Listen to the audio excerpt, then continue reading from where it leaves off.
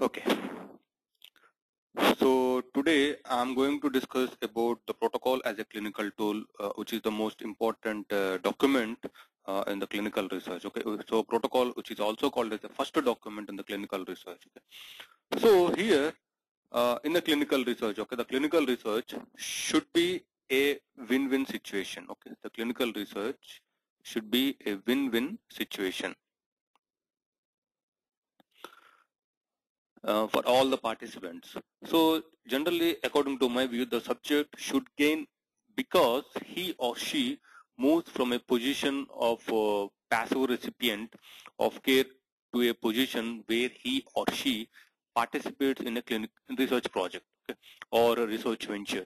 So that is a better relationship to have with the clinician. Also, participants should expect to have the best medical care as mandated by regulatory agencies all over the world. Okay, all over the world.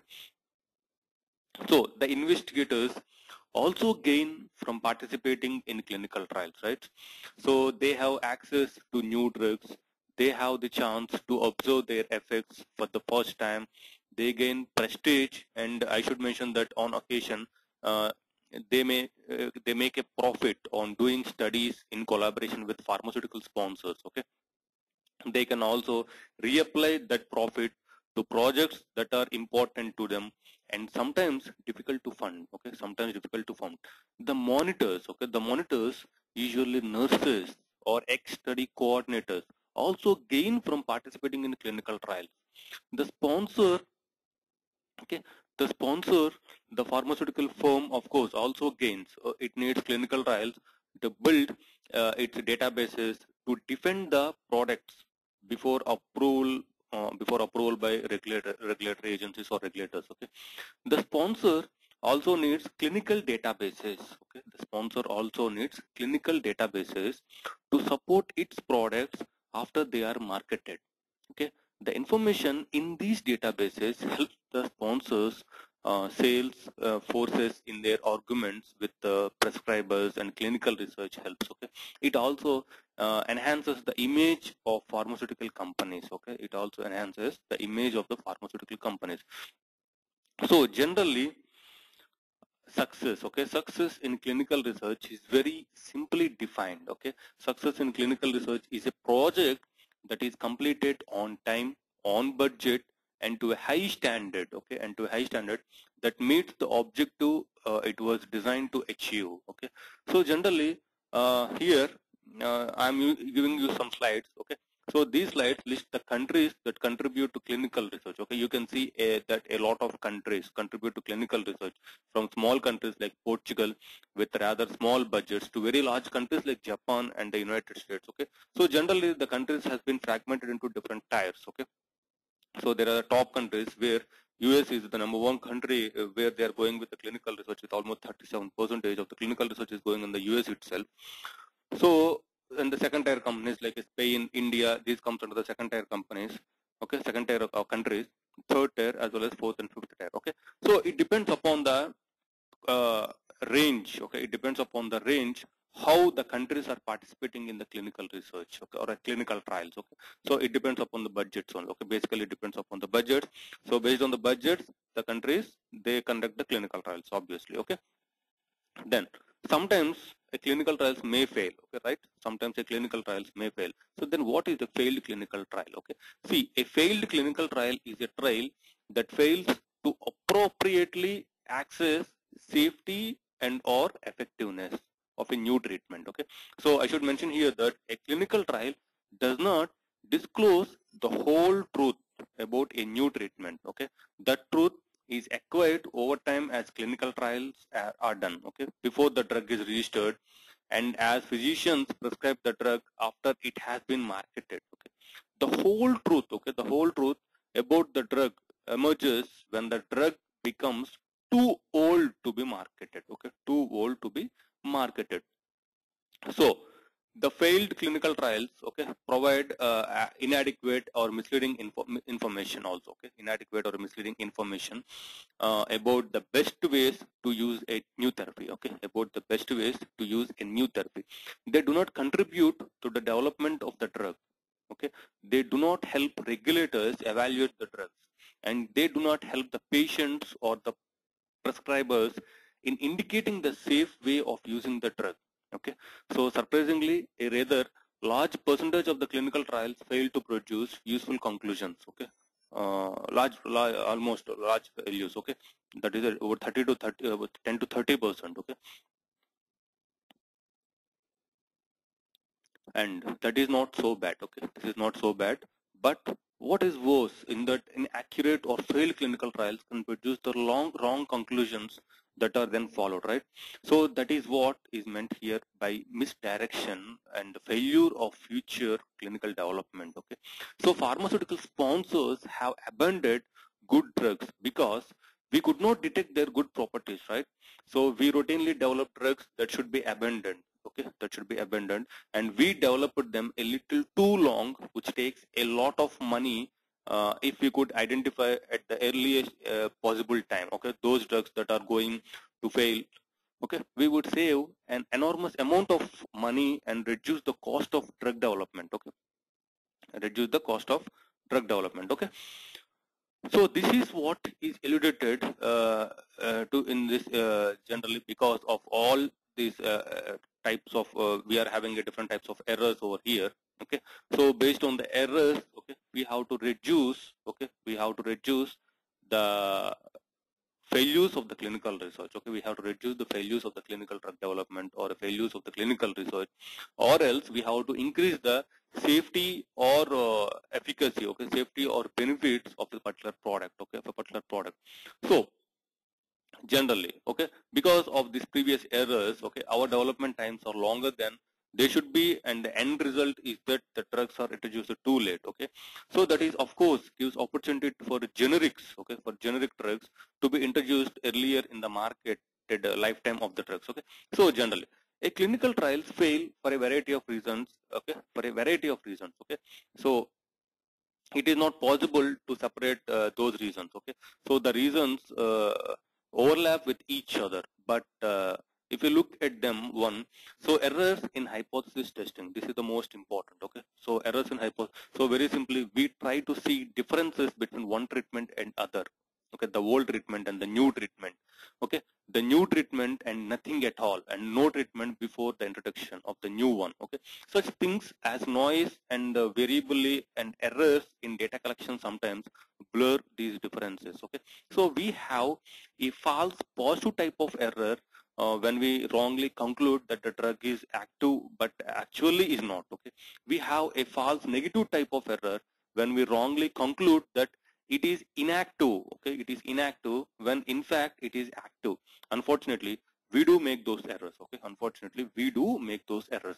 So often those errors are due to the fact that we are not careful in putting together our development plan. Okay, so we are not careful in asking the right questions, in defining the indications, in selecting the population that are most sensitive to the drugs, and in selecting sites that are likely to observe the new properties of the drug. Okay, the new properties of the drugs. Okay, so we make errors in trial design. Okay, we make errors in trial design. We are sometimes imprecise in selecting our endpoint measurements. Okay, sometimes we do not put enough resources into a trial to detect differences or signals. When there is noise, it takes more resources or more subjects to see a difference, and sometimes we cannot afford it. Okay, sometimes we cannot afford it. So sometimes, okay, sometimes some trials fail. Okay, some trials fail because, okay, because we have tremendous difficulties with the recruitment of subjects. Okay, tremendous difficulties with recruitment of subjects. We move away from the original recipe, okay, that describes those subjects with precision. Okay, with every move away from the original hypothesis, we create noise which contributes to the blurring of that hypothesized difference. Okay, at times we deal with investigators who do not follow the protocols that also contribute to noise. Okay, all of these errors contribute to poor data quality. Okay, poor data quality. So if you see the process of the clinical trial in a stepwise process, okay, in a stepwise process, first we define the study objective and we include many partners at that step. Okay, we include many partners at the. We can include subjects, representatives, or patients, organizations, physicians, insurance companies at times to define the study objectives. Okay, once the study objectives are defined, we use them in a plan. Okay, we use them in a plan, that is the design phase of the clinical trial. Okay, but we have seen it in the first section how we have to design the clinical trials, how we have to hypothesize, what are the factorial designs. Okay, what are the arms, how do we have to design the research. Okay, design phase of the clinical trial. So when the plan is approved by all the stakeholders, okay, we start enrolling the subjects and collecting the data. That data is managed by specialists in data management who collect the data, summarize it, put it together in tables and forms, the basis or the core of the study reports for pharmaceutical companies. Okay, those study reports for pharmaceutical companies are internal reports. Okay, they are shared with the investigators who participated in the clinical trials. Okay, so that publications can be issued. Okay, so here I am mentioning that there is sometimes some tension about when a publication should be issued. Investigators prefer to publish as soon as possible. Okay, as soon as possible. Pharmaceutical companies generally prefer to delay the publication of results, especially for drugs that have not been marketed yet. Okay, publishing those results early could help our competitors. Okay, could help our competitors. Then the critical issues. Okay, the critical issues in study planning. The major objectives, okay, have to be clear and as narrow as possible, right? So the standards for data collection, okay, have to be very clear. Okay, there should be quality checks at each step of the process. On the previous in the previous slide, okay, if you see, these are a successive steps in the clinical trial process. Okay, at the end of each step, there is a handoff from the investigator to the field monitor, from the field monitor to the data manager, and from the data manager to the statistician, and from the statistician to the report writer. Okay, each step the handoff, okay, each step the handoff can be described with a quality control criteria. Okay, quality control criteria, and it is very important to have them in advance. Okay, it is very important to have them in advance. Okay, so the resource allocations. Okay, the resource allocation is a very important thing. Okay, so it is unethical to start a clinical trial without the resources to complete it. Okay, it is a waste of time. Okay, it is a waste of time. At the same time, the subjects are exposed to a new drug that could have safety problems, and society will not benefit from that trial. Okay, society will not benefit from that trial. And there are many participants in a clinical research, okay, or a clinical trial, and defining their responsibilities, okay, and defining the responsibilities is very important. Okay, so here I like a system that I borrowed from a consulting firm here generally in the Boston, that puts participants in 4 different categories. Okay, one category contains participants who are accountable for starting and completing the tasks. Another category holds those participants who have the right to authorize or veto tasks or expenses. So another category provides participants who have the duty to support, to train, or to teach, or to provide the materials and so forth. Okay. Finally, the last category contains the participants who have the right to be informed in time, to react appropriately. Okay. So there are many such participants in the pharmaceutical companies. Pharmaceutical companies. Okay. Clarifying those interfaces always helps in study planning and execution. Okay. Study planning as well as execution. So in the type of research, okay, in the type of research we do, the protocol is a document that the pharmaceutical sponsor usually prepares with the participation of many other experts outside the company, okay, like physicians, patients, advocates, and academics. Okay, the collective product is put together by the sponsor and describes why the trial is being conducted. Okay, so the rationale for the trial, the objectives, and how the trial will be executed. Okay, it also describes the procedure and measurements used to evaluate the safety and effectiveness of the drug, the treatments to be administered, as well as the control treatment and the new treatment to be used. Okay, a section on regulatory requirements must also be included here. Okay, a section on the regulatory requirements must also be included here. Okay, like sometimes generic regulatory requirements, and sometimes country-specific regulatory requirements that may be more stringent. Okay, that may be more stringent. Okay, so a few key points to consider here, or investigators are responsible for complete adherence to the protocol. Okay, a corollary of this is that any deviation from the protocol constitutes non-compliance. Okay, constitutes non-compliance. Okay, another coronary. Okay, another coronary, if we see, is that the investigators should not make any changes to protocols without first notifying the sponsor, okay, with whom they have a contract, and the IRB, okay, or Institutional Review Board or Ethics Committee. Okay, the only exception to this is if it becomes necessary to protect the rights or safety of the subjects. Okay, so here we can come to among if changes are made. So a full report is required to be submitted as soon as possible to the sponsor and the IRB or ethics committee. Okay, IRB or ethics committee. So this is the most important thing. Okay, and then if you check out the protocol requirements under the ICH Good Clinical Practices title pages. Okay, so the GCP lists the requirements for the GCP compliant protocol, most of which are quite intuitively obvious. Okay, so there has to be a title page with the protocol title and the date it was written.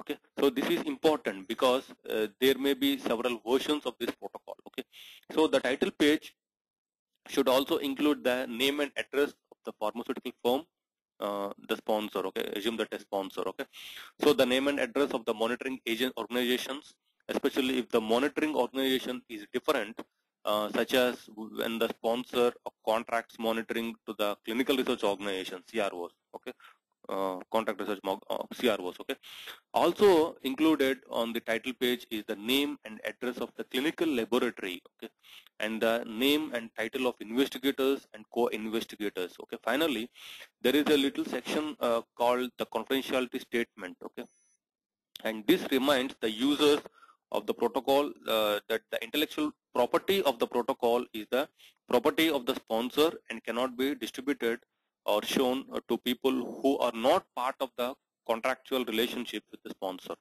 Okay, contractual relationship with the sponsor. And what are the requirements for the protocol? Okay, so what are the requirements for the protocol under ICH GCP? Okay, as you would expect, there has to be a description of the inclusion and exclusion criteria for the patients that would be in the trial. That would be in the trial, and a specification of the safety measures that would be used to monitor the safety and tolerability of the drug, a precise description of the efficacy endpoints or efficacy variables that should include the methods and the timetable for those assessments, and also there has to be a full description of the statistical methods that would be used as the trial is conducted for interim analysis, for instance, and when the trial ends. Okay, when the trial ends. Okay, so when it comes to the safety reporting, okay, safety reporting and the communication lines for the safety reporting have to be well described in the protocol. Okay, so the clinical laboratory parameters have to be described. What is allowed and what is not allowed in terms of concomitant therapy has to be described. Okay, concomitant therapy is nothing but a patient who is undergoing any therapeutics. Okay, and there should be some room for extra information that may help the investigator. Okay, that may help the investigators, and there may be for instance a reminder of the standard diagnostic criteria for a particular disease or a helpful flow chart. Okay, so there may also be a reminder that the investigator is responsible and accountable for being in compliance with the Department of Transportation regulators on handling hazardous materials. Okay, handling on hazardous materials. So this is something that the investigators are responsible for. Okay, this is something the investigators are responsible for, and our responsibility is to make sure that they know the regulators and point them to training sources if they are not familiar with those regulators. Okay, investigators and the subjects that they treat have to have direct access to the sponsor 24 hours a day. Okay, the phone numbers have to be there Ideally, it should be one number for everybody to simplify things, and the organization or a group that would be on the receiving side in the pharmaceutical company has to be described. Okay, so there should be a section on ethics also. Okay, there should be a section on the ethics also. So when coming to the financial aspects of the contract between the sponsor and investigators, have to be described. Okay, and made transparent to the institution where the investigator works. Okay, so if also needs to be made transparent to the ethics committee or IRB, so there must be a statement of insurance in the protocol.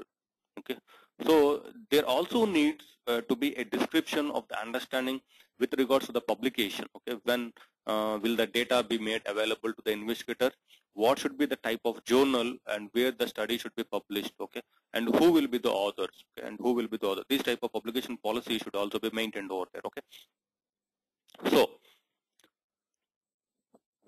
ICH is rather formal and prescriptive about the formatting the protocol. Okay, formatting the protocol also. Okay, so generally I have divided into different sections over here. So generally in the sections of the protocol, okay, generally in the protocol we are having different sections. Okay, so generally these are again that is prescribed by the ICH. Okay, again prescribed by the ICH. Okay, so here. So here trial design information is the first section. Okay, is the first section.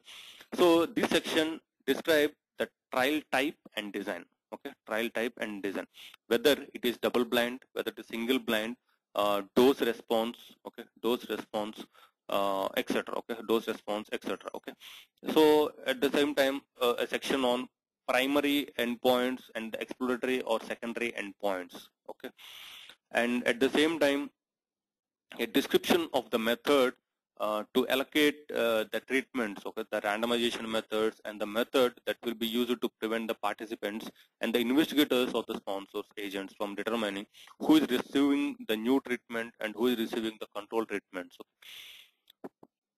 And then generally a section, okay, a section to deal with the description of the treatments, okay, description of the treatments, the dosage regimens, the dosage forms, the packaging methods, and the labeling methods, okay. And also there should be a section on the duration of subject participants, with also a section on the criteria to discontinue the subjects if they do not tolerate the drug or wish to withdraw from the trial, or what to do with those subjects and the data they have provided. Okay, and the data they have provided. Okay, so at the same time, okay, at the same time the methods, okay, the methods describing what circumstances one would discontinue the trial, usually when certain safety signals have emerged. Okay, usually when certain safety signals have emerged. Okay, and if you see there should be another section, okay, a section on how often the sponsor will monitor. Okay, the sponsor will monitor the investigator sites. Okay, sometimes some trials require low frequency monitoring and some require high frequency monitoring. Okay, this has to be described with the precision. Okay, this has to be described with the precision. And also a section on the method that would be used to monitor the subject compliance. Okay? Subject compliance. Okay? Okay, so the subjects, okay, are expected to take the drugs and follow their treatments as prescribed, right? So in normal practice, subjects are not always compliant, and there is no reason to believe that subject participants participating in a clinical trial would be more compliant. Okay, we need methods to monitor this. Okay, we need methods to monitor this. Okay, like pill counts can help us. Okay, pill counts can help us. We can calculate how many pills, okay, have been used between visits. Okay, there are other methods such as measuring the exposure to the drug by pharmacokinetic measurements, plasma measurements, etc. Okay, so there are other methods that look at the number of times, okay, subjects open their bottles of pills. Okay, but the important thing here is that these procedures have to be described in advance. Okay, these procedures has to be described in advance. Okay, and we should also describe in advance what is expected of investigators. Okay, when the sponsor sends auditors to the sites. Okay, when the sponsor sends auditors to the site. Okay, that has to be described in advance. Again, okay, that has to be described in advance. Okay, and trials. Okay, trials generally generate a lot of data, okay, a lot of paperwork, okay, a lot of documents, okay. Some of them have to be kept for a long time, right? And this is also prescribed by the regulatory agencies also, okay. So what has to be kept and what can be discounted has to be described in the protocol, okay, in the protocol. So finally, there has to be a record, okay, there has to be a record of the contract between the sponsor and the investigator, okay, contract between the sponsor as well as investigator, so-called signature page or investigator page.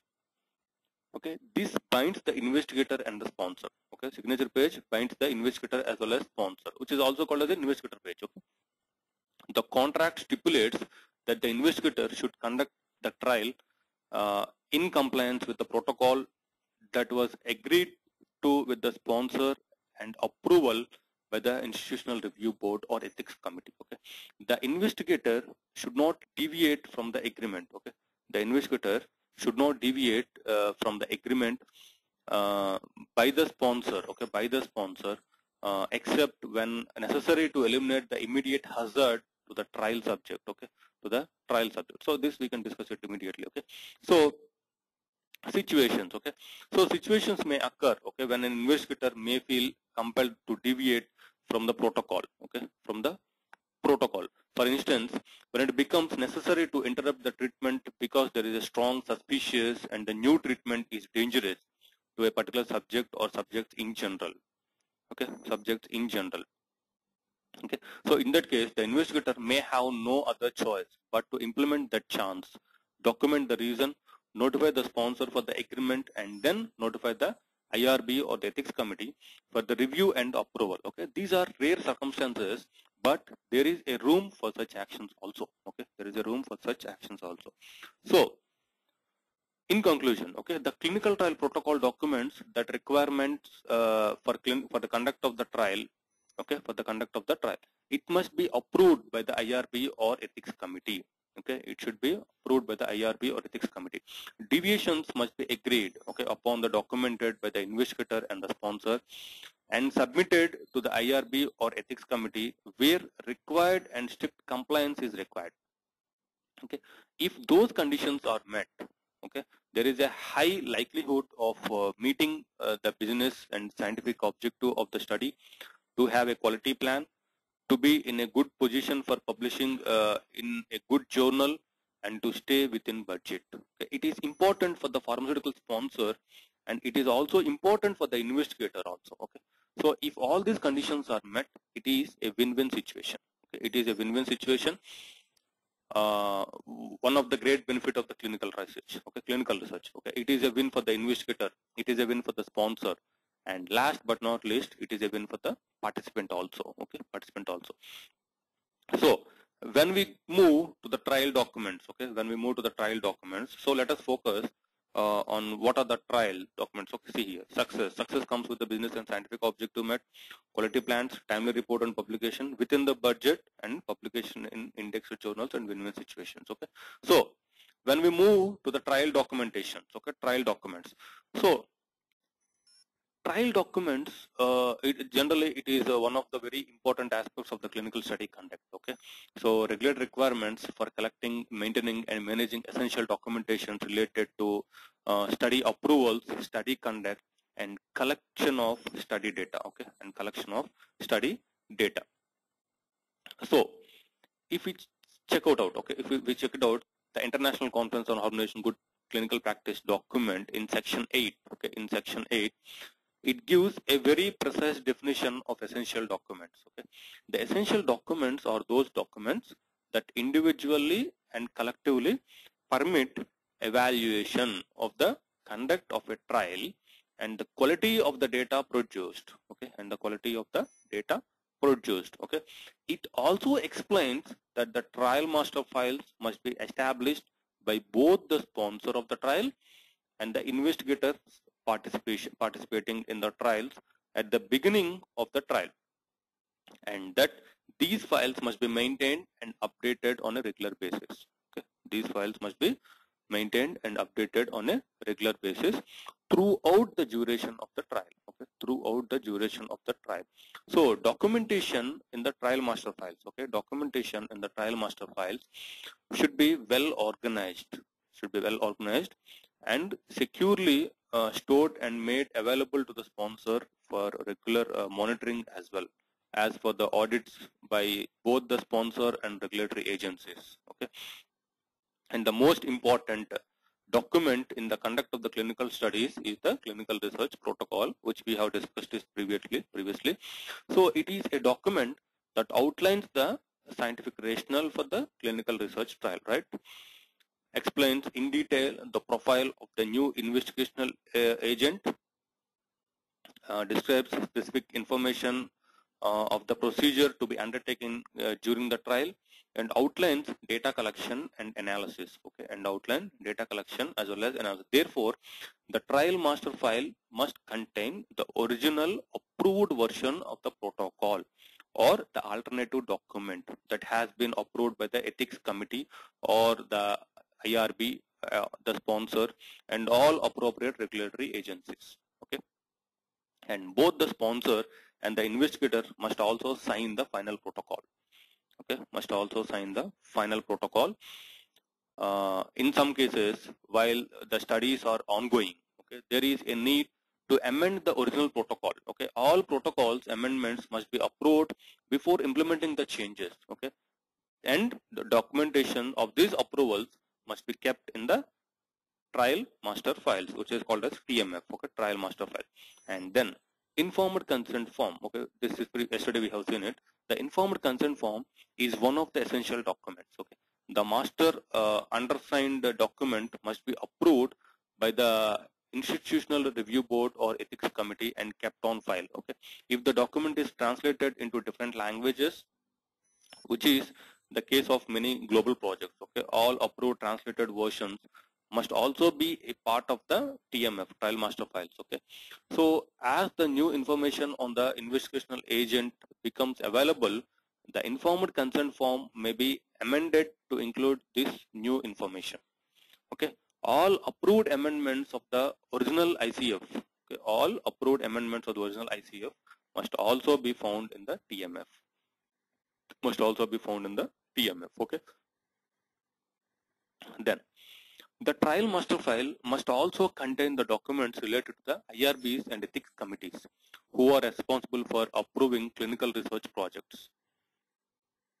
Okay, so another document found here, generally it describes the composition of the institutional review board and ethics committee. Okay, this document includes a complete list of all participating members, both the scientific and non-scientific backgrounds, who are responsible for protecting the human subjects involved in clinical research, along with their professional background and relationship with the institution.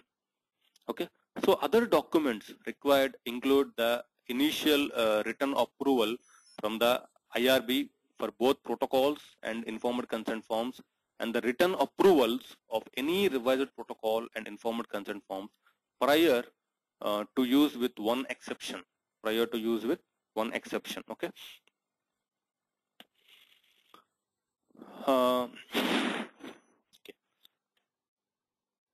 In some cases, okay, in the cases when there is immediate hazard to the research subjects, okay, protocols may be revised before approval. Okay, so record of any serious adverse experiences. Okay, record of any serious adverse experiences, and the documentations that the information was provided to the IRB is also included. Okay, should also included. The investigator brochure is a document. Okay, the investigator brochure is again a document that contains the full scientific profile of the investigating agent and any updated on the prescribing information. Okay, any updates on the prescribing information. So some IRBs, okay, some IRBs also require, okay, a blank copy of the case record form, CRF, okay, case report form or a case record form on which the subject data are recorded. Okay, in addition, curriculum vitae of the principal investigators and all the sub-investigators participating in the trial in English language or a summary of the CV in English must be filed in the TMF, that is trial master file. Okay, so in some cases, in order to recruit the subjects, okay, to participate in the clinical research,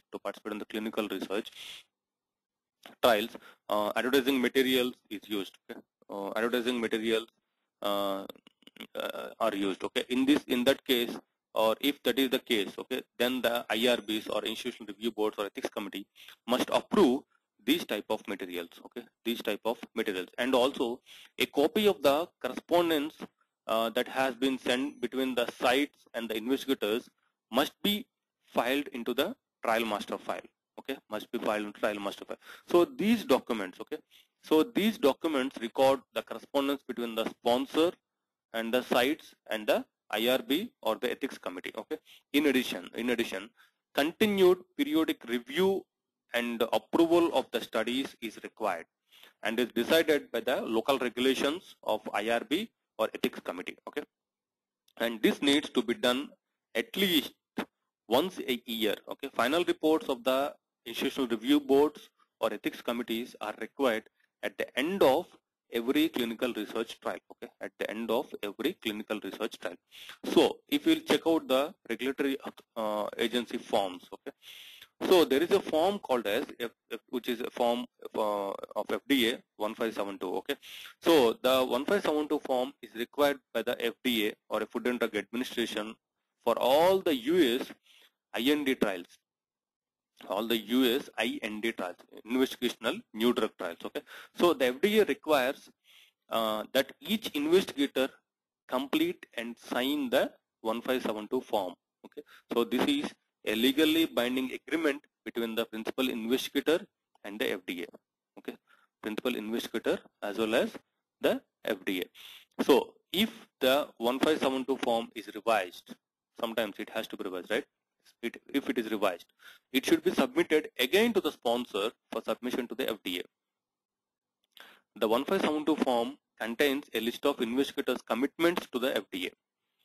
Okay, so a sample of that form you can download it by clicking on the library link in the FDA also. Okay, so when we check out the commitments listed in the section 9 of the FDA, generally it is as follows. Okay, so generally it follows that I agree to conduct the study in accordance with the relevant current protocol and will only make changes in the protocol after notifying the sponsor except when necessary to protect the safety, rights or welfare of subjects. Okay, and I agree to personally conduct or supervise a prescribed investigations. Okay, a prescribed investigations.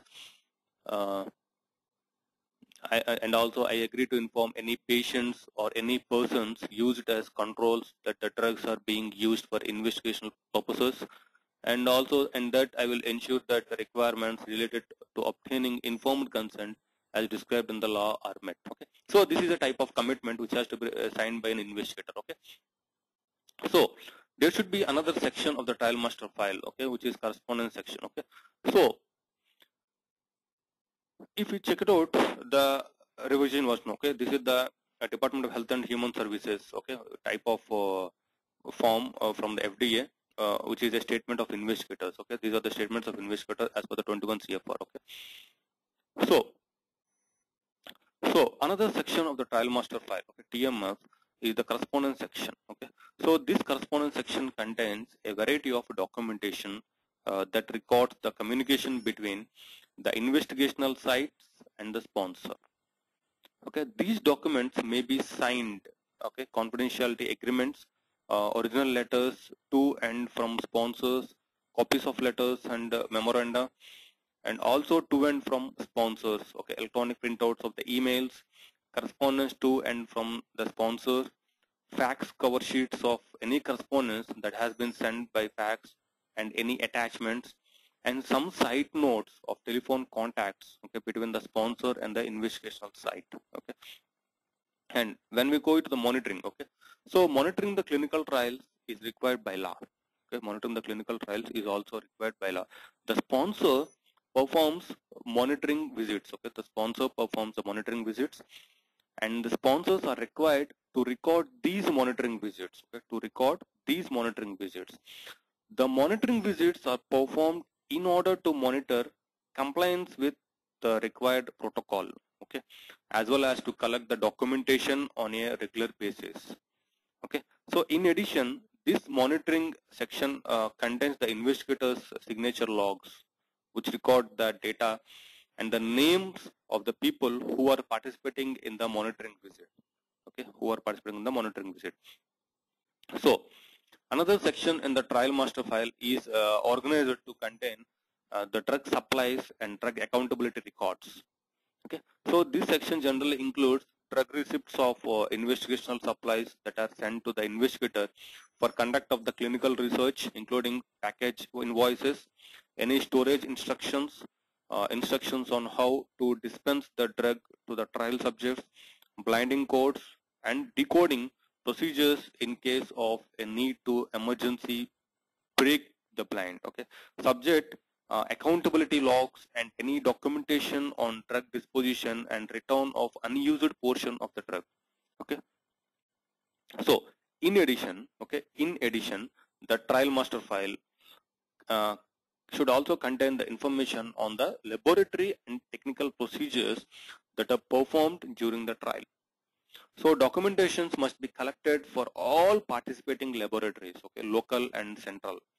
So for both of these laboratories and any other testing sites, certification, accreditations, or established quality control assessments must be collected, and this is applicable for the duration of the clinical trial.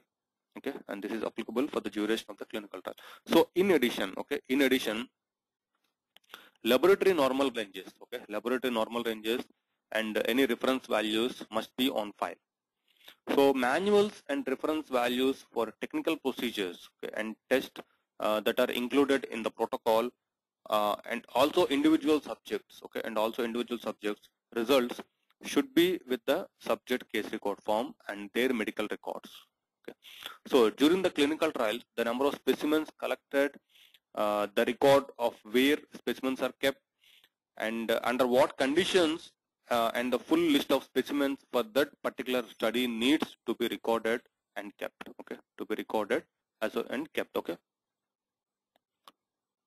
Okay.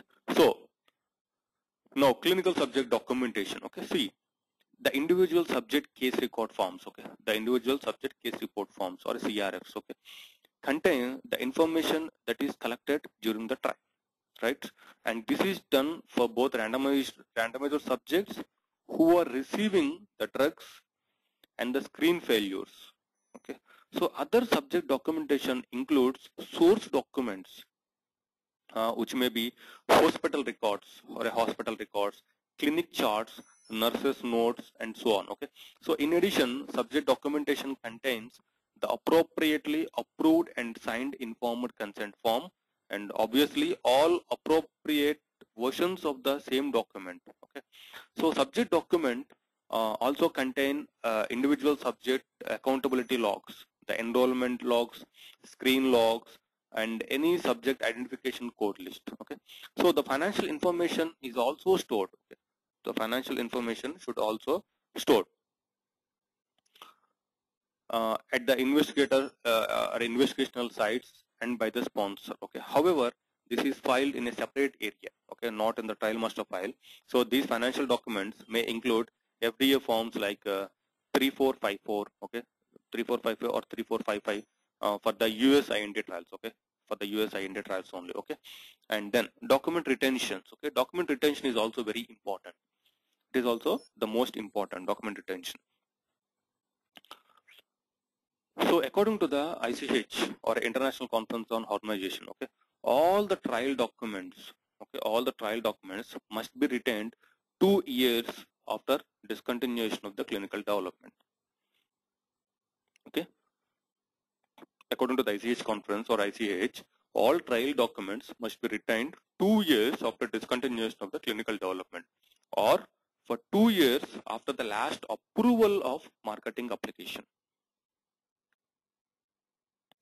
But according to the FDA, all trial documents must be retained for 2 years after IND inactivation, or 2 years after NDA approval for the last marketing indication. Okay, for the last marketing indication. So the trial documents should be stored securely and be easily retrievable for sponsor audits and regulatory inspections. In addition, if the investigator needs to destroy any of the trial materials, okay, the sponsor must be notified immediately. Okay, the sponsor must be notified immediately. Okay, so if you check out the summary of these things, okay. So in summary, maintenance of documentation is essential for the quality clinical research, and this is not only a good clinical and scientific practice. Okay, this is not only a good clinical and scientific practice, but is also required by regulatory authorities. Thorough documentation is essential in the event of an audit. Okay, in the event of an audit. So generally, please remember, if it is not documented, it did not happen. Okay, if it is not documented, if it is not happened, okay, the clinical trials will not be happened. Okay, so essential is the event of an audit. Okay, so the essential documents. So based on the essential documents only, the auditing of the trials will be taking place. At the same time, the essential documents are also useful for regulatory authorities for approving the studies, or approving a protocols, or approving the informed consent forms, or approving the case report forms. Okay,